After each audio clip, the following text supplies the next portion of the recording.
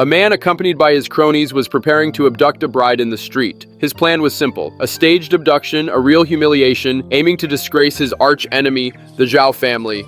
But he didn't know that inside the sedan chair sat a female general reborn with memories of her past life, and this prank would make him the groom himself. The story begins with a fortune-telling session. The man, Yan Shulan, took his wife, Jie Qiwei, to a fortune teller to determine their marriage fate. The fortune teller asserted that their destinies were worlds apart and a relationship was impossible. The reason they were married was because Jie Qiwei, with memories of 2 lifetimes, defied fate and rewrote their destiny. Yan Shulan didn't believe it. In his memories, he must have been a dashing and charming man in his past life to have won his wife's heart at first sight. But the fortune teller said that in that life, he was the most notorious playboy in the capital, indulging in cockfighting, dog racing, and womanizing, even more notorious than he was now. Time rewinds to that life. Jie Qiwei, the first female general of the Yuan dynasty, began learning martial arts at the age of 3 and fighting enemies at 5. At this moment, she sat in a bridal sedan chair preparing to marry her fiancé, Zhao Huaijin. Yan Shulan, the most notorious playboy in the capital, happened to be Zhao Huaijin's mortal enemy. He led his men to block the bridal sedan chair solely to annoy Zhao Huaijin. He lifted the curtain and spoke lewdly. 可惜是个瞎子，居然看上了赵怀瑾。 Unbeknownst to him, Jie Qiwei inside the sedan chair had already awakened her consciousness.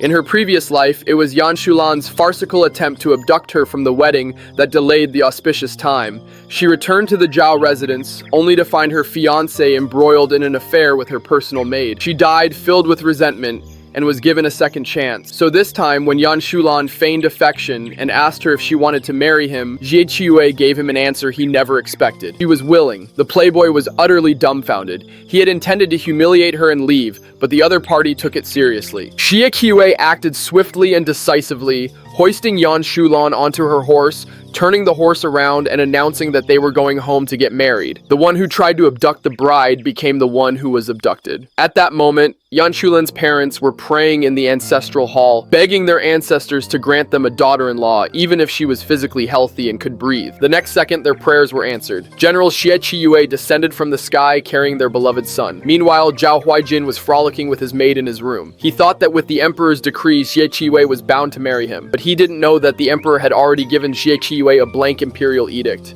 allowing her to choose any husband. In front of everyone, Jie Qiwei wrote Yan Shulan's name on the edict. During the wedding ceremony, Yan Shulan was bound hand and foot. He refused to bow, so Jie Qiwei used force to make him submit.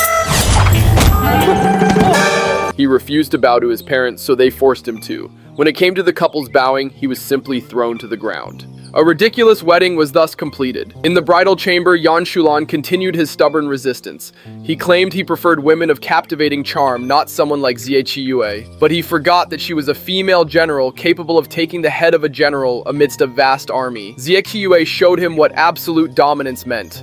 The next day, Yan Shulan fled the mansion and went straight to the brothel. He wanted to humiliate Jie Qiwei and make her the laughingstock of the entire capital, but he underestimated his wife. Jie Qiwei wasn't angry, she had already laid a trap.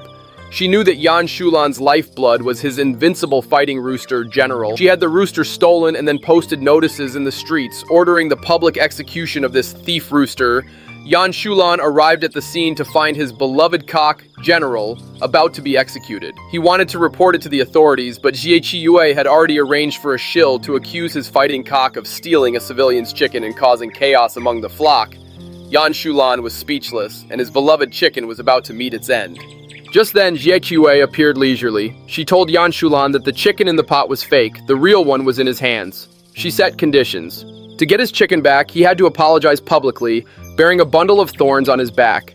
For the sake of General, Yan Shulan endured the humiliation. Bare-chested, carrying a bundle of thorns, he knelt at the gate of the mansion, reciting his letter of repentance word by word, utterly disgraced. His nemesis, Zhao Huaijin, happened to pass by and witness this shameful scene.